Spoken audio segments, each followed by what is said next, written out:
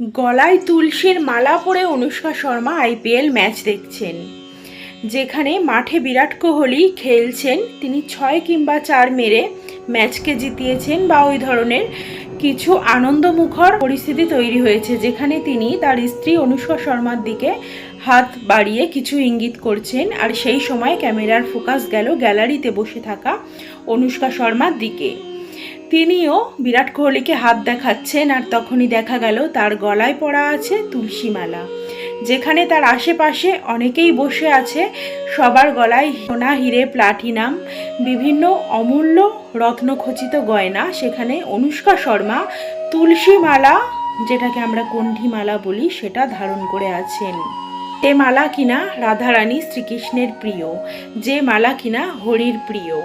অনুষ্কা শর্মার কিসের অভাব আছে বলুন? কয়েকশো কোটি টাকার মালকিন তিনি কোনটা আসল রত্ন সেটাকে আজ চিনে নিয়েছেন।